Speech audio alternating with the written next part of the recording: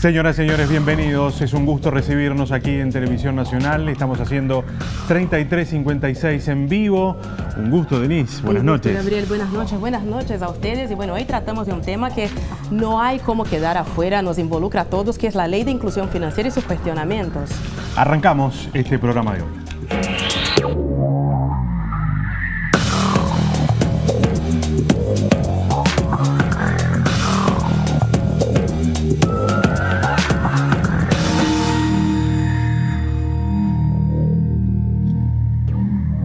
Ya pueden empezar a comunicarse con nosotros, @3356TNU es nuestro Twitter. Pueden empezar a dejar las preguntas que vamos a estar contándole a nuestros invitados de hoy para intentar dar respuesta seguramente a alguna de las cosas que ustedes están pensando del otro lado. Sí, para ir entrando en calor, vemos el informe sobre el tema de hoy.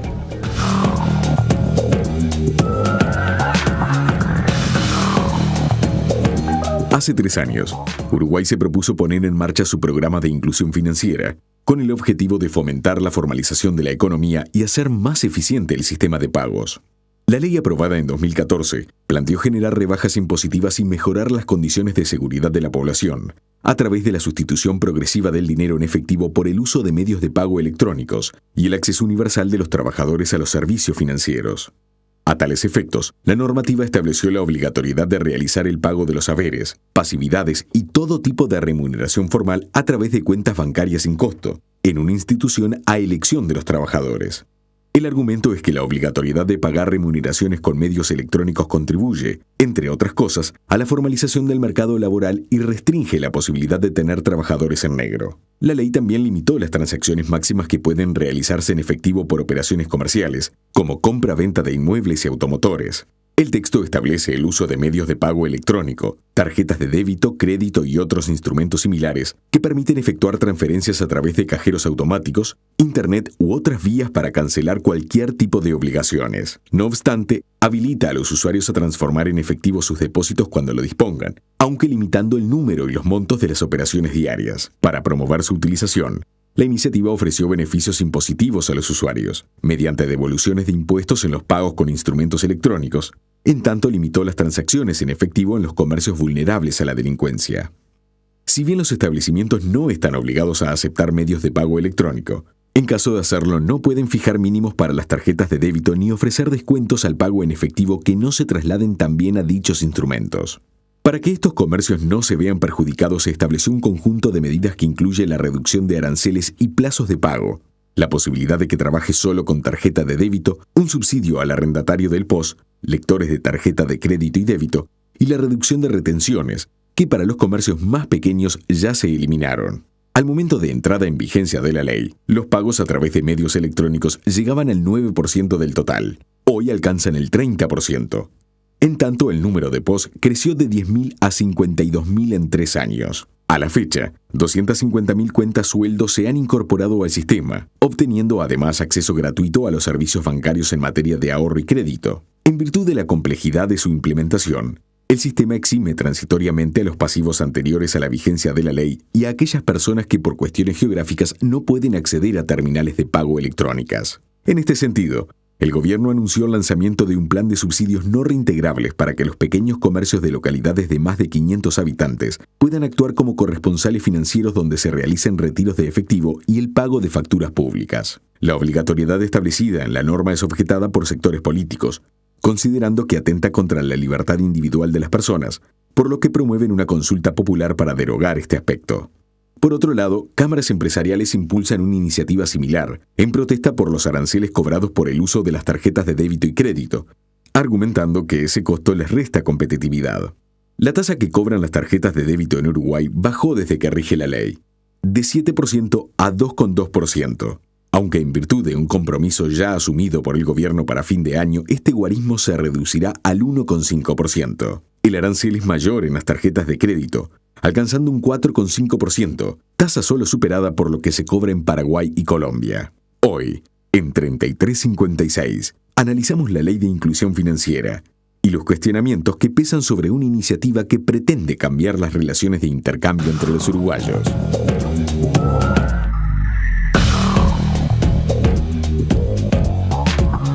para empezar en ese tema vamos a recibir el contador Bruno Gili de CPA Ferreri ya en el próximo bloque. Después tendremos un debate más político con los diputados del Frente Amplio Alfredo Asti y del Partido Nacional Pablo Abdala. Hacemos una pausa y ya venimos.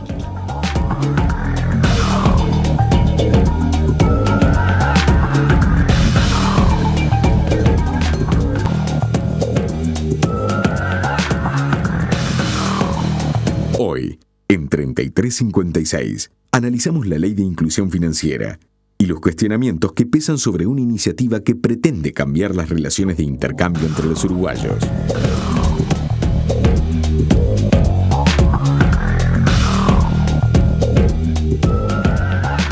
Volvemos. Recuerden que se pueden comunicar con nosotros, nos pueden enviar sus preguntas, las dudas que tengan también con respecto a este tema. @3356TNU es nuestra cuenta de Twitter. Allí vamos a estar interactuando con ustedes. Denise. Exactamente. Empezamos el debate con el contador Bruno Gili. Bruno, muchísimas gracias por venir a acompañarnos.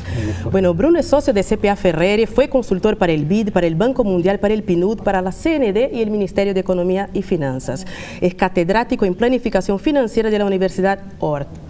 Bruno, empezando, ¿no? Creo que por el centro, el fin o el inicio de todo ese debate. Para el hombre normal, común, el hombre de a pie, ¿la inclusión financiera conviene o no?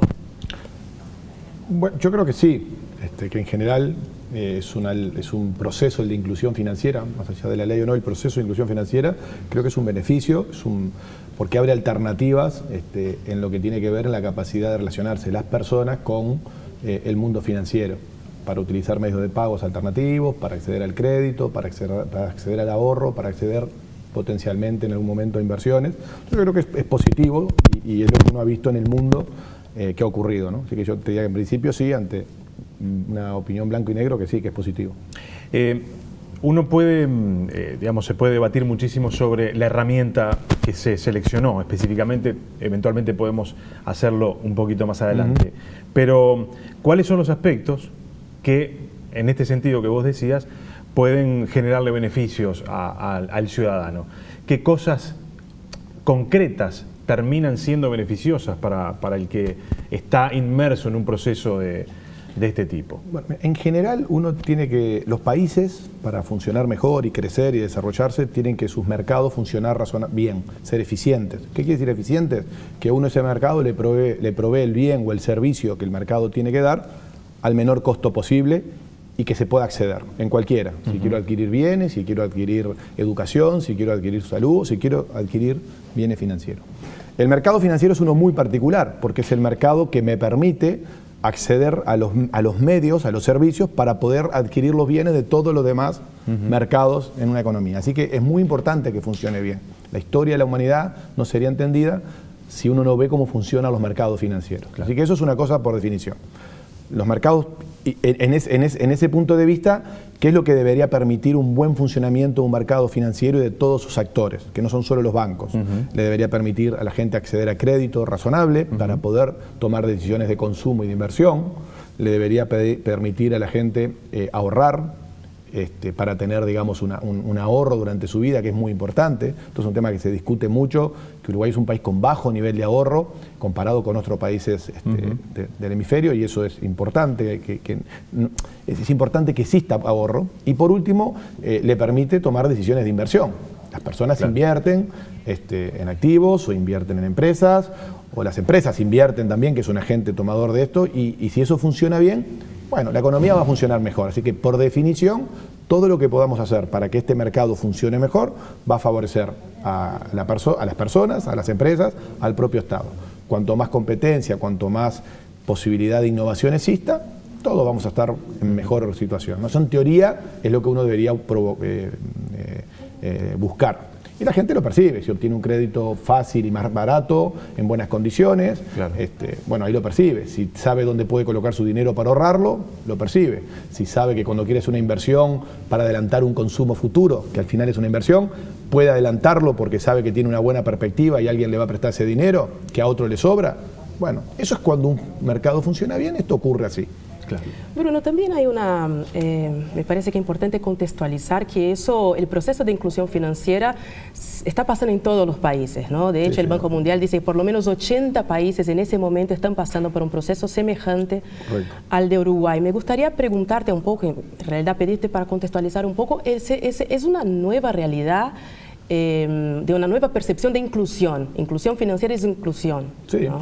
Bueno, eso es verdad. O sea, en todas partes del mundo los mecanismos son de distinta manera. Algunos han mejorado su inclusión financiera por mecanismos más de mercados, otros más promovidos por el Estado. Hay experiencia de todo tipo y color. Pero sí es real, por lo que explicaban anteriormente, es porque el diagnóstico de la academia, las personas que estudian estos temas, han encontrado que es muy importante que las personas y las empresas puedan acceder a estos tres bienes, que es capacidad de pedir crédito, de ahorrar y de invertir. Así que este es un proceso. Cuando uno mira la historia del siglo XX, va viendo que ese proceso se fue dando en los países de distinta manera, desde donde no había mucho acceso a que fue aumentando. Entonces hay países con muy buena profundidad, se les llama el sistema financiero, es muy profundo, es equitativo, todo el mundo puede acceder al mismo, y otros que no, a costos razonables, ¿no? Con las infraestructuras para poder hacerlo. Así que eso es un proceso que viene hace 10, 15 años en el mundo entero produciéndose. Súmenle a este tema que la revolución tecnológica ha abierto todo un abanico de posibilidades para que acceda todo el mundo a distintos productos y servicios brindados por distintos agentes, no solo bancos, que también le ha puesto un impulso a este tema, ¿no? Así que sí, en 80, 90, 100 países estas cosas están en debate. Al ser esto una política pública, vos decías, el mecanismo de inclusión financiera se puede hacer de dos maneras. El propio mercado te puede llevar para allí, o una política pública que desde el Estado se promueva puede también generar un proceso en ese sentido. En el caso de Uruguay es una política pública que tiene además otros objetivos. Hay una relación allí desigual entre quien paga el salario y el que lo recibe, o sea, el empleador y el empleado. Esa es una relación desigual de siempre, que de alguna manera se equilibra en alguno de sus aspectos, al menos, cuando se inicia un proceso de este sentido. Al menos es lo que se pretende en Uruguay. Con esa perspectiva, ¿vos qué pensás? Bueno, el proceso de hacer, que en este caso lo que se conoce como la obligatoriedad de pagar los sueldos a través de una actividad bancaria o una IED, o sea, una institución especialmente creada de dinero electrónico para hacerlo, o sea, no es solo un banco, se tomó la opción, como muchos países en el mundo, de que fuera obligatorio para garantizar efectivamente que dos cosas. Creo, una, que efectivamente ocurriera esto, claro, porque hay que ser para que ocurriera, y segundo, creo que sí, que es verdad cuando se argumenta de que de alguna manera le da una posibilidad al trabajador de que efectivamente su sueldo esté en condiciones en el momento que tiene que estar y bajo todos los preceptos de la ley. Yo creo que eso es un dato real. Ya estaba ocurriendo, de hecho muchas empresas pagaban, claro, propias del Estado por banco, o sea que eso estaba ocurriendo. Pero bueno, sí, tiene ese componente, digamos, ¿no? Esto en el mundo está ocurriendo, o sea, vivimos en un mundo en donde la tendencia a que el dinero pase por los circuitos bancarios y que los bancos tengan responsabilidades de controlar el origen de ese dinero, de hacer la trazabilidad del dinero, es un debate que habiendo en todo el mundo, claro, con éxitos y fracasos, está arriba de la mesa. Uno puede estar más o menos cerca del mismo, pero está ocurriendo efectivamente, ¿no? Claro, si pago por afuera del sistema financiero, que no hay forma de controlarlo, puedo evadir, puedo pagar menos, puedo evadir Alguien aportes. podría no hacerlo, digamos, y no tener la voluntad de hacerlo, no por eso había gente que no pagaba por el sistema y no evadía. Pero bueno, es un sistema de control. Efectivamente, el gran hermano mundial está ocurriendo, es un fenómeno de difícil control, pero lo tenemos todo el día, ¿no? En todas las operaciones que hacemos, también cuando andamos por Google, Facebook, Amazon, claro, y todas las que sí, se te ocurra, está dejando registro de lo que estás haciendo y de tu vida. Bueno, es parte de las características del mundo que vivimos. Y bueno, no hay más remedio. Pero insisto, el dinero tiende hoy a tratar de que tenga una trazabilidad, se busca la trazabilidad, y esto es un objetivo mundial. Claro. ¿Tiene atrás un objetivo fiscal? Sí, objetivamente. Y más después del 2008, de la crisis mundial, los estados del mundo, para mantener su estado del bienestar, han salido atrás de los impuestos que no se estaban pagando en el mundo. Eso es un dato objetivo y real, y lo están haciendo todos los países, y es parte de estos debates que en el mundo hay hoy. Claro. Cómo cada país se acomoda a ese mundo también son temas discutibles. pero es como, lo que uno puede discutir es cómo se acomoda. Lo que es difícil discutir es que no entra en ese mundo, digamos, que por ejemplo lo estamos viendo ahora con el problema de la marihuana. Sí, sí, claro. Bruno, una de las percepciones para una parte de la población es que es un negocio de bancos, ¿no? Porque estaría llevando más clientes a los bancos. ¿Qué tan verdad es eso y cómo se matiza eso? Porque no es en realidad o puede no ser tan sencillo, ¿no? Sí. A ver, bueno, en el caso de cómo está, déjame contar algo que no es semántico. Nosotros hicimos una charla en el año 2008, 2009, después de la crisis financiera internacional, a la banca uruguaya, en aquel momento porque la banca uruguaya tenía un perfil muy particular, muy centrada en negocios en el sector ABC de la economía, o sea, el de mayor poder adquisitivo, y sustancialmente centrada en transar operaciones internacionales, porque el mundo pagaba 4 o 5% de interés y eso hacía sustentable al funcionamiento de los bancos. Lo que ocurre después del 2008 es que ese negocio en el mundo casi desapareció. Eso es lo que explica sustantivamente por qué la banca en Uruguay se ha ido reduciendo de casi 20 bancos en la década del 90 a tener hoy 9 bancos formalmente, pero bueno, 5 o 6 operando. O sea que eso lo explica. Entonces la banca dice, tengo que salir a hacer transacción. En aquel momento hablamos, van a bancarizar.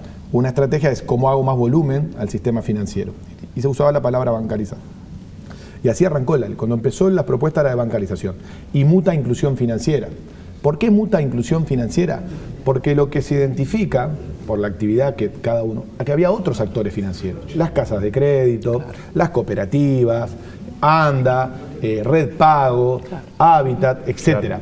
Y además la tecnología estaba poniéndonos arriba de la mesa la posibilidad de que empresas tecnológicas, las telefónicas, también participaran del negocio financiero. Entonces dijeron, porque el mundo... Está la construcción de la moneda electrónica. El mundo es más complejo. Sí, porque es medio de pago. El mundo es más complejo, hablemos de inclusión financiera y lo que uno percibe en la ley de ese proceso es que se crean instrumentos especiales para que estas instituciones puedan participar de ese proceso. Entonces, primer punto, es una ley que invoca a todo el sistema financiero en términos de como medios de pago, ¿sí?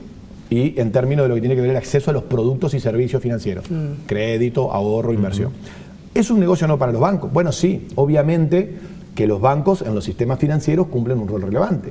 Ahora, no existe ninguna economía en el mundo que no tenga sistemas financieros que hagan este trabajo de canalizar el ahorro vía crédito a la inversión o al consumo. Es el rol de los sistemas financieros. No existe ninguna sociedad moderna, ninguna, que no tenga sistema. Entonces, y los bancos son parte. ¿Es un gran negocio? No es un gran negocio per se. De hecho, si uno ve el aumento del crédito a la familia, que es donde uno podría ejecutar, porque no están cobrando servicios por esta parte, no hay un gran ingreso.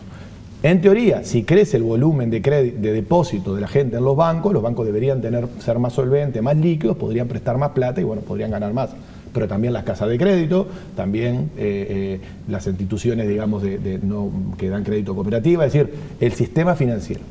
Si la política logra bajar los costos de transacción de esa economía, si logra que las tasas de interés sean más baratas, si logra que el acceso al crédito sea mejor, si logra que haya posibilidad de ahorrar, si logra que haya más lugares donde compiten por dar y bajan los costos, bueno, el público y las empresas van a estar más beneficiadas. Más allá de quiénes son los agentes que ganan o no, porque los mercados funcionan en empresas. Entonces sí, algunas ganan y pierden.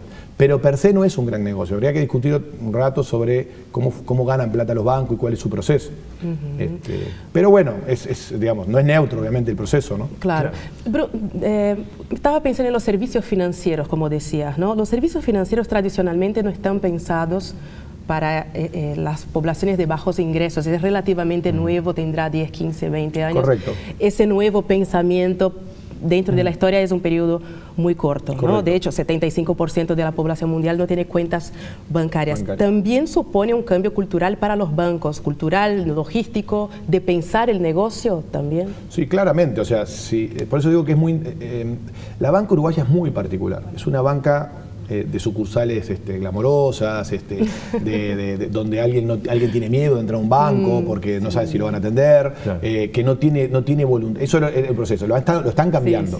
¿No? Pero si uno va a Perú, la banca peruana es una banca que da retail a toda la población, o sea, que es capaz de darle crédito a toda la población, para lo cual tiene procesos y dinámicas muy potentes. Hoy estaba viendo recién un video de un banco, el Banco de Crédito de Perú, que es un banco muy grande, y en 3 minutos, tú vas a una sucursal o un corresponsal, que no es una sucursal, tiene una máquina, tú pones tu huella digital, te toman la huella digital y en 3 minutos te crean una cuenta de ahorro y te emite la máquina la tarjeta de débito, ¿no? ¿Entienden el costo que hay ahí? Es ínfimo. Claro. Hoy hacer eso en Uruguay tiene unos costos regulatorios muy altos, ¿no? Y entonces hay un perjuicio en eso. Entonces, depende de la estructura. El mercado financiero uruguayo, la innovación durante, digamos que del año 2003 al año 2009, que es donde, digamos, se genera este proceso, estuvo muy centrado en las casas de crédito, en las cooperativas, en las redes. Fueron los que innovaron y permitieron acceso a que alguien pudiera ir y pagar una factura en un lugar. Claro. Y no tener que ir hasta el local de, como íbamos cuando éramos niños, padres a pagar. Entonces, y la banca no veía un negocio en eso. Hoy en Uruguay está viendo que hay una posibilidad de un negocio y de hecho compró muchas de estas empresas que se dedicaban a dar crédito a la población de menos capacidad adquisitiva. Así que depende de los mercados. Cada mercado es producto de su historia.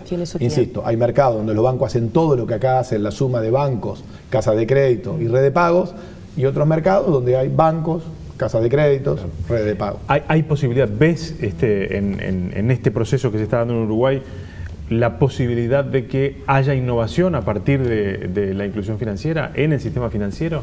Sí, o sea, uno lo está viendo hace 3 años que la banca tuvo... Digo, por esto que contabas de la experiencia de Perú, ¿no? Yo creo que acá se dan 2 cosas. A ver, se da la necesidad de la banca de participar en el negocio financiero interno del país, porque ya se terminó el otro negocio que era, nosotros le llamamos en la jerga técnica la ganancia por la mesa de dinero, digamos, que era internacional. Al no estar eso, porque el mundo no paga tasa de interés, por lo cual, por más que capte dinero, no tengo dónde colocarlo, insisten en ingresar acá. Entonces tiene que hacerlo. Pero además la revolución tecnológica y digital está creando un conjunto nuevo de usuarios que quieren otro tipo de servicios. O sea, la gente no quiere ir a un banco, a una sucursal bancaria. No quiere ir, y los bancos lo saben ya, y por lo cual van a mutar. El mundo, las sucursales bancarias están cerrando en el mundo. España ha cerrado más la mitad. Y si pudieran cerrar más, cerrarían más. Porque saben que la gente, cuando uno lo mira en perspectiva, no voy a ir a hacer cosas. Yo quiero resolverlo por el celular, lo quiero resolver por la tablet, por la computadora, y no necesito además, porque es mucho más barato hacerlo digital que tener toda una infraestructura de personas atrás de eso. Claro, que no sea un trámite más. Entonces, yo voy a ir interactuando, ¿no? Pero de hecho, donde hay más innovación, por ejemplo, en telefonía, banca móvil, es en África. ¿Cuál es la explicación de por qué en África fue tan potente? Lo que pasa es que en África nunca había habido una inversión de la banca tradicional en mucha infraestructura. Por lo cual, cuando tuvo que entrar, digo, ¿para qué voy a estar haciendo todo esto? Lo hago ya entraron con el nuevo modelo. En cambio, en Europa, o en Uruguay, o en algunos países, o en Argentina, como la banca tenía mucha inversión, lo demoró porque tengo que amortizar lo que invertí en hacer sucursales. Y ahora voy y yo mismo me canibalizo y digo, no vengan más por acá, ¿qué hago con toda esta inversión? Entonces, son procesos, no hay ni buenos ni malos en esto, son procesos de negocios que van ocurriendo en los mercados y que hay que ir a adaptarse. Yo insisto, como siempre, lo más importante es discutir el impacto económico y financiero y en la eficiencia del mercado como medida para evaluar una política pública. No evaluar el instrumento per se, porque el instrumento per se, si es una empresa, son 10 empresas, si son públicas, si son privadas, si son bancos o no son bancos, es un dato de segunda importancia. Lo importante es si lo que tengo estructurado hace que la gente acceda a los bienes y servicios al precio más barato, en el momento que lo necesita, para hacer lo que quiere. Bruno, muchísimas gracias. Vamos a seguir hablando, ¿no? Evaluando todo eso con tu ayuda. Muchas gracias. ¿Cómo no? Un gusto venir. Bueno, muchas gracias. Gracias por haber venido. Hacemos una pausa, señores. Ya vienen el diputado Alfredo Asti y el diputado Pablo Abdala.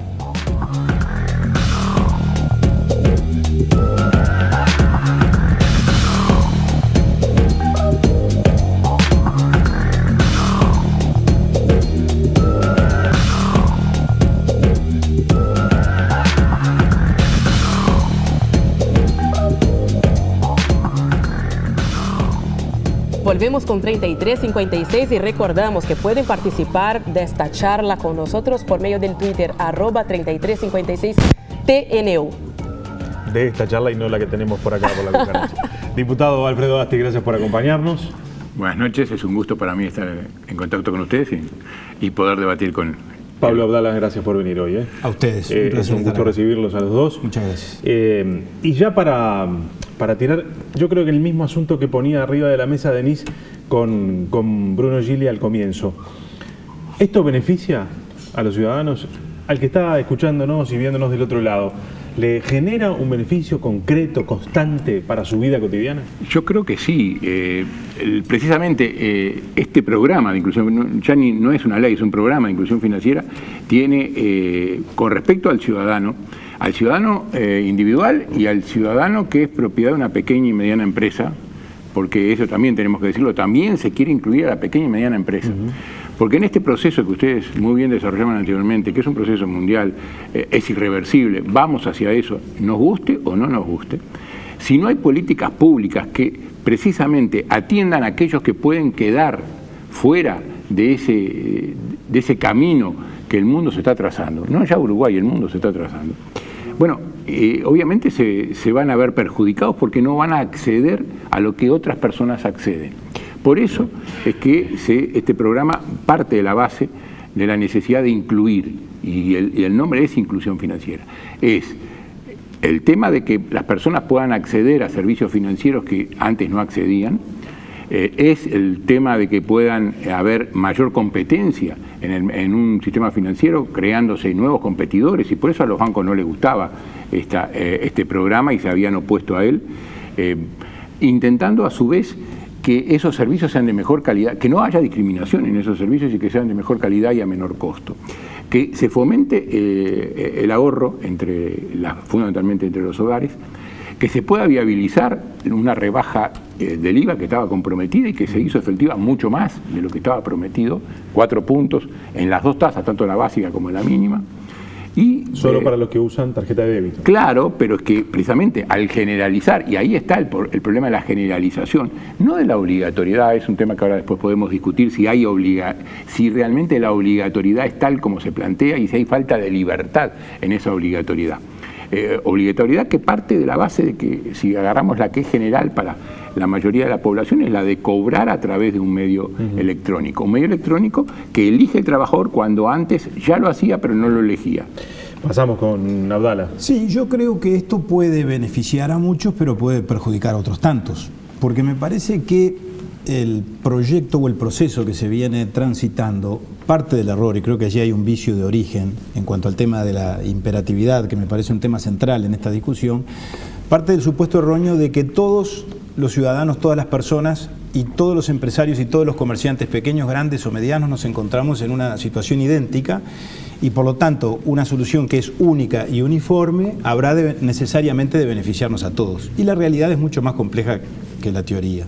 Yo creo que a esto que se le llama política pública, en verdad, de lo que se trata es de la elaboración y concepción de determinados instrumentos que se le imponen obligatoriamente a las personas, no en términos de darles nuevas opciones, sino en términos de sustituir las modalidades y el modelo de vida y de funcionamiento y de cobro y de pago y de compra que hasta este momento se tenía. Por lo tanto, en lugar de agregar valor en términos de agregar calidad de vida, yo creo que para muchos puede representar una dificultad.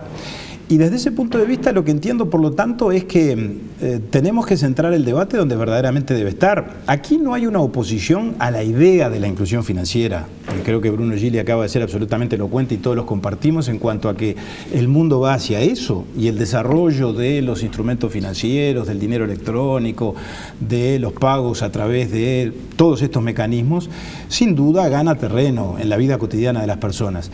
Ahora, él mismo lo decía, Bruno Gili lo decía, los instrumentos, los métodos, los modos, los procedimientos han sido diferentes según la realidad de cada uno de los países. No es igual, obviamente no lo es, y recogiendo un ejemplo que él daba, la situación del sistema financiero, del sistema bancario en Perú, donde se han alcanzado esos niveles de eficiencia que aquí se decían, que la realidad del sistema financiero en su sentido más amplio en el Uruguay, donde claramente no hay, desde nuestro punto de vista, y lo podemos desarrollar después, una infraestructura adecuada para brindar todos estos servicios, por lo menos de manera homogénea y de manera igualitaria en todo el país. Hay departamentos del interior donde claramente no hay el número de cajeros, por ejemplo, suficientes para que los ciudadanos, por lo tanto, puedan cumplir satisfactoriamente las condiciones que establece la Ley de Inclusión Financiera. En el departamento de Tacuarembó, lo leí hace poco tiempo, no hay más de 15 cajeros automáticos. Entonces creo que esto genera sin ninguna duda situaciones de desigualdad entre las personas, situaciones de desigualdad entre los asalariados, entre los pasivos, es decir, entre los que están obligados a cobrar sus ingresos por estos mecanismos, y situaciones de desigualdad entre los comerciantes y entre los empresarios, donde por lo general los que terminan pagando las peores consecuencias son los más débiles, no son los más fuertes. Este tipo de soluciones, en términos, repito, de que se establecen fórmulas únicas, generan ganadores y perdedores. Algunos saldrán mejor y les servirá esto que se está promoviendo. Otros creo, sin embargo, que van a sufrir los perjuicios y son los perdedores de toda esta historia. Generan ganadores y perdedores. Nosotros, cuando pensamos en el tema de inclusión, hacemos políticas públicas dirigidas precisamente a los que eran perdedores y que de esta manera pueden dejar de serlo.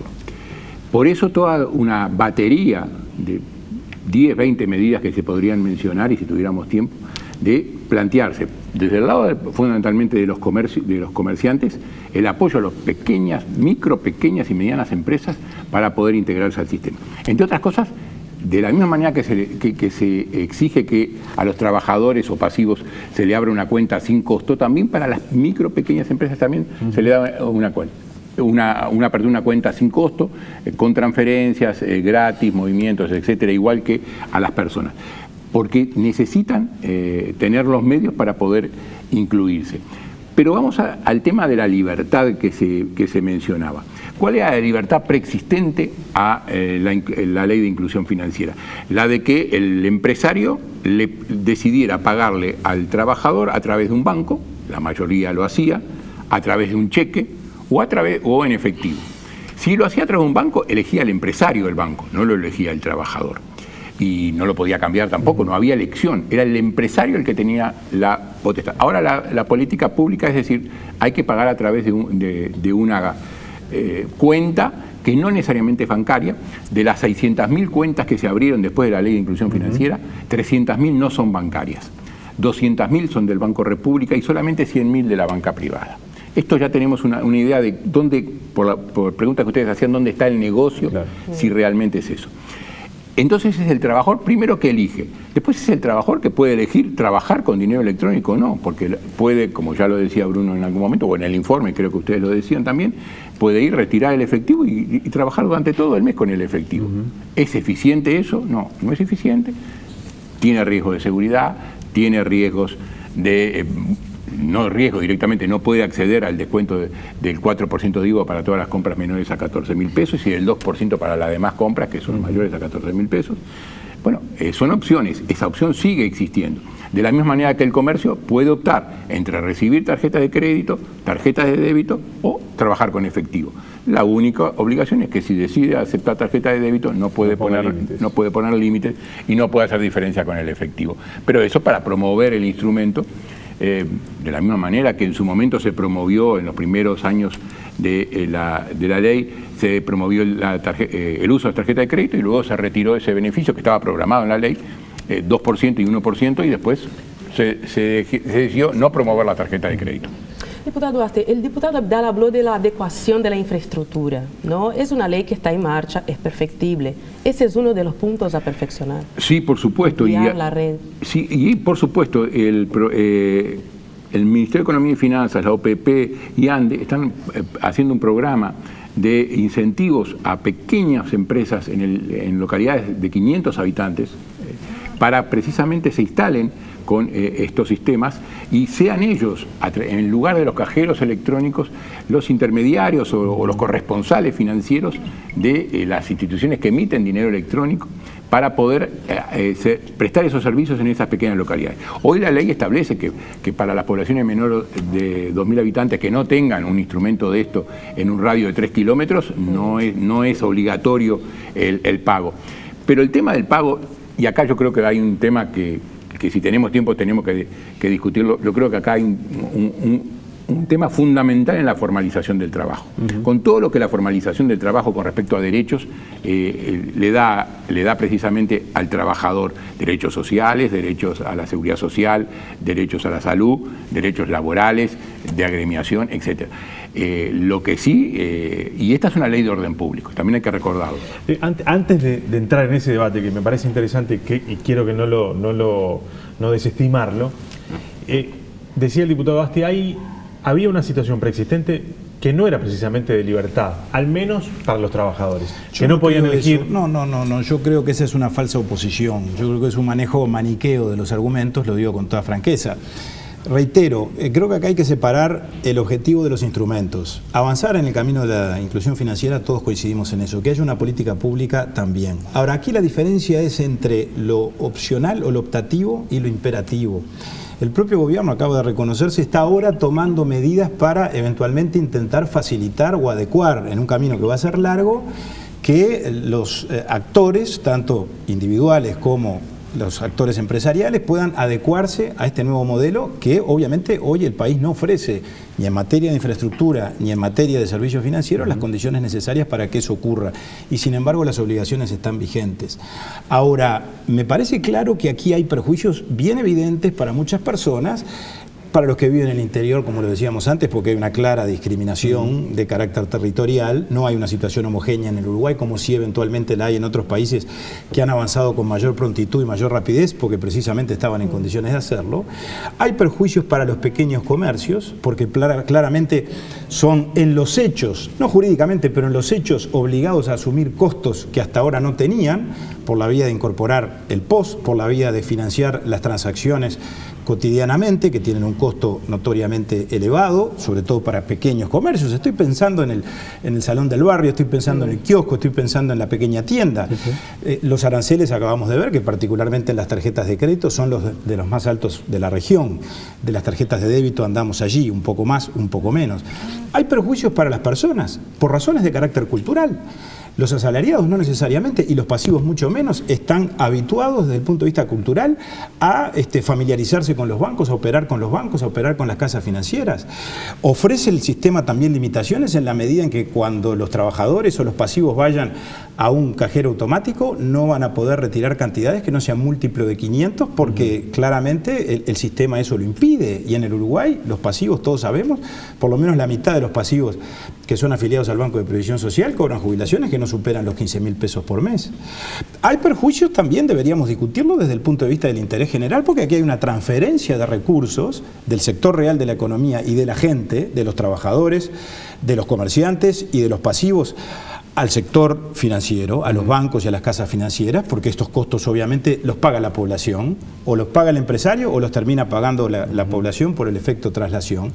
Y yo creo que los beneficios que se han invocado, y voy directamente a la pregunta que tú hacías, Gabriel, son absolutamente relativos y discutibles. Desde el punto de vista de la formalización, yo quiero ver si esto realmente va a tener el éxito que se preconiza. Porque la formalización en materia laboral, que se han dado pasos en ese sentido, yo creo que puede perfectamente recorrer otros caminos, como los que se han recorrido, los de los consejos de salarios, por ejemplo, los de la historia laboral que están previstos en el sistema de seguridad social. Ahora, porque un comerciante o un empresario se incorpore al sistema financiero y tenga un POS y por lo tanto compre o venda por esta vía, no quiere decir eso que no tenga un empleado en negro, que también puede seguirlo teniendo. La evasión fiscal e impositiva tampoco está garantizado que las vayamos a combatir por estos medios. Está claro que hay otros mecanismos que el gobierno ha impulsado que yo comparto, como por ejemplo la factura electrónica. Ese es un camino muy certero que creo que sería bastante más saludable y mucho menos costoso. Entonces, repito, a mí me parece que aquí el pecado de origen, el pecado original en todo esto está en haberse arrogado el gobierno el derecho presunto o, digamos, la circunstancia de creerse en la verdad absoluta de organizarle la vida a la gente porque el gobierno entiende que esa es la mejor forma en que la gente viva. Y la gente es la que realmente sabe cuál es la mejor opción para vivir y cómo se siente más cómodo, cobrando y pagando por un sistema o por el otro. Porque además estos son procesos de carácter cultural. No le podemos imponer a la gente lo que la gente, de un día para el otro, lo que la gente no está habituada a hacer. Esa es la gran diferencia que nosotros tenemos. Hay una imposición cultural también. Nosotros entendemos que como Partimos de la base, el mundo va hacia eso y tenemos que facilitar la incorporación de la mayor cantidad de gente posible, si es posible a todos los uruguayos, esa es la intención. Por eso es que la amplitud en que se le ha dado a este tema de inclusión tenga esa posibilidad de acceder a ese nuevo mundo. Con respecto a la formalización y fundamentalmente a la formalización del trabajo, yo decía al final, esta es una ley de orden público. Esto seguramente va a llevar con el correr del tiempo a que sea muy riesgoso el pago de parte del salario total o parcialmente el pago del salario en negro. ¿Por qué? Porque por ser una ley de orden público, si el trabajador se presenta a hacer un reclamo, no solamente ya no va a ser por los aportes, puede hacerlo por todas las cantidades que haya recibido sin haber pasado fuera del sistema. Eso ocurre hoy, por supuesto. No, porque hoy el recibo, si tiene un recibo escrito por el trabajador que cobró, sobre eso no puede reclamar los aportes, pero ahora va a poder reclamar el salario, la licencia, el aguinaldo, todo aquello que se le haya pagado por fuera. Arreglando con el empleador para estar en negro, como pasa. Sí, por supuesto, pero el riesgo va a ser mucho mayor. Y lo que sí va a ser, como está la obligatoriedad, no va a estar la presión del empresario lo arreglamos de esta forma, claro. Porque esa obligación. Y esa obligación tiene la consecuencia de, por ser una ley de orden público, no poder tener prueba en contrario. Con respecto a lo de los comercios, la obligatoriedad de los comercios chicos, hoy un POS, con todos los beneficios que se le están dando a las micro y pequeñas empresas, sale 95 pesos por mes. El gobierno ha instrumentado una serie de beneficios. Allí están las transacciones financieras. No, yo no interrumpí. Bueno, está bien. Yo espero mi turno. El costo del POS, que es una de las cosas que se ponen es 95 pesos por mes. Los aranceles en débito, no hablemos de crédito porque la ley de inclusión financiera no promueve el crédito. Claro. Puede venir como un agregado, puede serlo, pero no lo promueve y no ha habido aumento de las operaciones de tarjeta de crédito como sí las ha habido, multiplicándose varias veces en el uso de las tarjetas de débito. Está en el entorno del 2%, menos para las pequeñas empresas y se piensa llegar al 1,5% a fin de año y menos del 1% en el año 2018. Pero ¿cuántas externalidades positivas tiene el uso o reducir el uso del efectivo para las pequeñas empresas con respecto a los riesgos? Recién lo decíamos, con respecto a la seguridad, con respecto al manejo del propio efectivo. Antes tenían que ir todos los días a fin de la jornada a depositar el efectivo, por razones de seguridad también, el efectivo. ¿Cuánto se ha reducido la violencia y los delitos contra, por ejemplo, donde sí es obligatorio el uso de tarjetas de débito o de crédito o dinero electrónico en las estaciones de servicio? Prácticamente no han habido. En la noche no ha habido. Ingresa en una nueva etapa justamente. Ahora de reducción del monto. Es una situación especial. De reducción del monto. Pero lo tenemos eso y lo ha sido reconocido obviamente por los propios interesados. Pero es fundamental que nosotros avancemos en este tema. Y para que todos tengan, por ejemplo, el derecho a tener un descuento del 4%. Cuando ustedes nos preguntaban, ¿qué beneficio? Bueno, entre otras cosas, todos los pagos que se realicen de compras menores a 14.000 pesos, 14.000 y pico de pesos, tienen un descuento del 4%, que en una tasa de 22% la lleva 18%, pero en la tasa básica, que es del 10%, la lleva el 6%. Es relativamente importante. Y eso, beneficia a todos. Tengamos en cuenta que para quienes reciben prestaciones financieras a través del Ministerio de Desarrollo Social, el descuento del IVA es total del IVA, de los 22 claro. O de los 10 puntos. Y por eso es la necesidad de dar esa oportunidad, que no es una obligación. Lo decíamos hace un rato, si la persona que recibe su salario, su pasividad o su transferencia monetaria por parte del sistema de seguridad social quiere retirar la totalidad del dinero y después hacer los pagos en efectivo, lo puede hacer. Si el comercio no quiere recibir las tarjetas de débito, puede no hacerlo. Obviamente hay razones de mercado que están impulsando a que todos lo hagamos, pero eso es una consecuencia lógica de la transformación. Y por eso tratar de impedirlo, como se intenta a través de un plebiscito, de una reforma constitucional que congelaría al país en el siglo XX sin permitirnos adecuarnos a las nuevas tecnologías, es realmente, como mínimo, riesgoso. Podemos ponerle otros adjetivos. Vamos a redondeando, sí, lamentablemente. Yo les pediría, claro, porque se han dicho muchas cosas, ¿no? Digo, a los efectos de que podamos compartir el tiempo de manera equitativa, pero yo diría que si esto es beneficioso para los comerciantes pequeños, que lo juzguen los comerciantes pequeños. Porque además está claro que los comerciantes pequeños, lo acaba de decir el diputado Asti, no tendrán la obligación jurídica de incorporarse, pero de hecho van a quedar fuera del mercado, claramente van a quedar fuera del mercado. Y esto a lo que tiende es a que quienes hoy ya están prontos para esta inclusión financiera, la del gobierno del Frente Amplio, que son las grandes empresas, que son las grandes superficies, que son los supermercados, por lo tanto no tengan la más mínima dificultad y en la medida en que los comercios chicos no se incorporen al sistema, la gente que tenga la obligación de usar o de cobrar por tarjeta de débito y de crédito va a ir a las grandes superficie, no va a ir a los comercios de barrio, no va a ir a los pequeños comercios. Eso me parece que es una consecuencia absolutamente inevitable.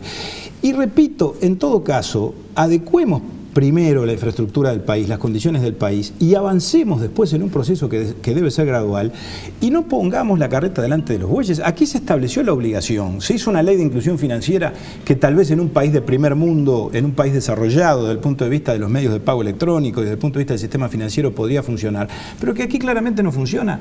El gobierno está anunciando, lo acaba de decir el diputado Asti, que vamos a subsidiar los POS, vamos a llevar los servicios a las localidades de menos de 1.000 habitantes. Bueno, vamos a, pero esto es obligatorio y está vigente, ahora déjeme redondear a mí mi concepto. Esto está vigente ya desde hace muchos meses, está generando perjuicios, está generando temores en muchos sectores de la población, sobre todo en los sectores más débiles, que capaz que incluso teniendo un potencial beneficio en todo esto, aún no lo han advertido. Entonces vayamos sí a la inclusión financiera, pero a través de una política pública que persuada a la gente, que la convenza, que la informe adecuadamente de los beneficios, en lugar de imponer las obligaciones, que no son solo la de cobrar el sueldo, de cobrar la pasividad, también son la de pagar un alquiler de 10.000 pesos por mes, porque eso está en la ley, o de pagar servicios por más de 7.000 pesos, servicios que eventualmente uno contrata en su casa, un pintor, un albañil, por ejemplo, o de pagar impuestos por un límite muy bajo, de 35.000 pesos por mes en función de los límites que establece la ley.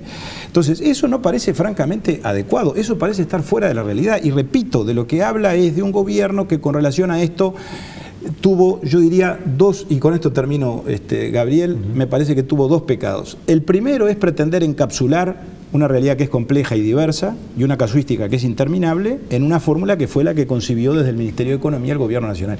Y el segundo, y ese también es un pecado de origen, yo creo, y eso yo lo viví, que esto de la inclusión financiera empezó porque el gobierno estaba comprometido con su promesa preelectoral en el año 2009 de bajar el IVA, que era una rebaja del IVA de carácter general. Así como se le prometió a la población bajar el IRPF en el 2014 y no se bajó, en el 2009 se prometió bajar el IVA.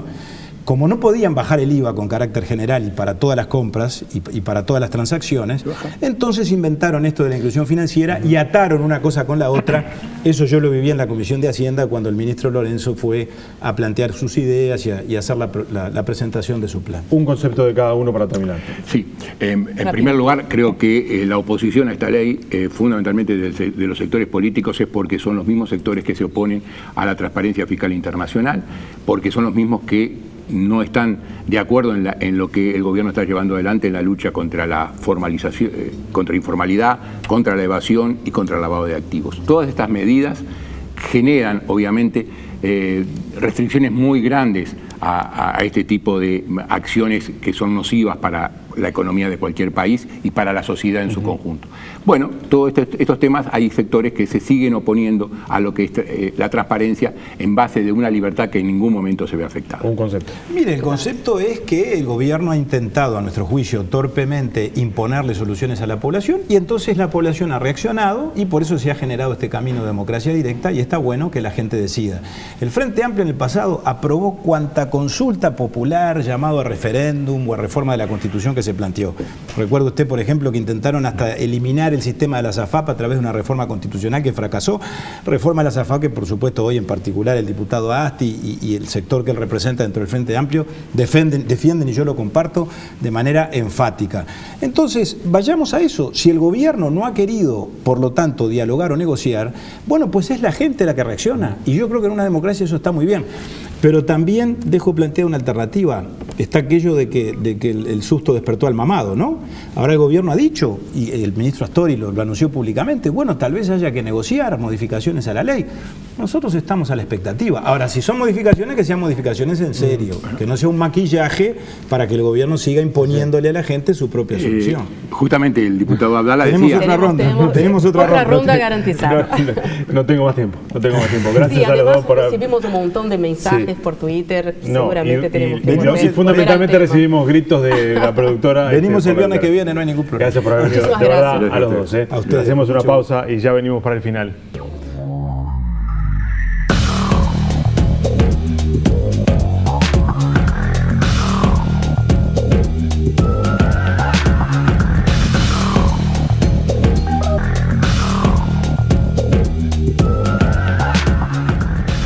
Último bloque de esta edición de 3356, Denise. Sí, vamos a hablar de temas que también fueron noticia esta semana. Bueno, primero la alimentación, ¿no? Preocupa la tendencia creciente del sobrepeso en niños uruguayos, que crece más de 1% al año y determina que actualmente, según cifras oficiales, el 40% de los niños entre 9 y 13 años tengan sobrepeso y de ellos el 11% sufra hipertensión arterial. De acuerdo a datos de la Organización Panamericana de la Salud, se ha detectado en Uruguay una de las mayores tasas de crecimiento en la región de 140% en 13 años de ventas de productos con alto contenido de azúcar, grasas y sal. Mientras tanto, el Ministerio de Salud Pública, el MIDES y autoridades de enseñanza coordinan acciones para iniciar una campaña de promoción de la alimentación saludable. Entre ellas también el Ministerio de Ganadería anunció que el tema será central en su stand de la Expo Prado, que comienza la semana que viene, promocionando la alimentación sana desde el conocimiento de los productos naturales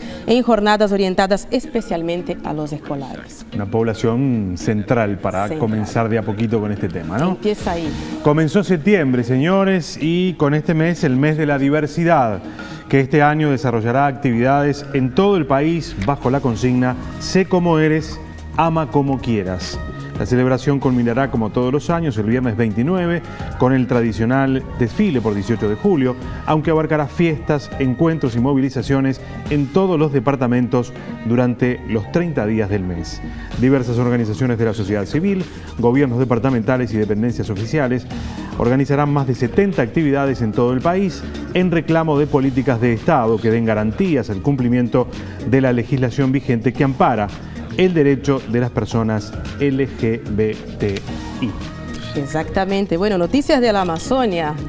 El presidente de Brasil, Michel Temer, dio marcha atrás en una medida muy polémica, la medida que liberaba a privados la explotación de minerales en Amazonia. Trátase de un área de 46.450 kilómetros cuadrados, que es una extensión más grande que Dinamarca. En el área hay 2 reservas indígenas, entre un montón de otros activos de Amazonia, reservas forestales, también reservas de fauna y de flora. Antes de la decisión de Michel Temer, un juez de Brasilia ya había prohibido el decreto. La apertura del territorio a la explotación minera viene causando repercusión nacional e internacional. Por lo menos 8 países se pronunciaron sobre eso y el futbolista brasileño Dani Alves, por ejemplo, escribió una carta abierta a Temer en las redes sociales en la que exige que proteja la Amazonia y tenga honestidad con la población de su país.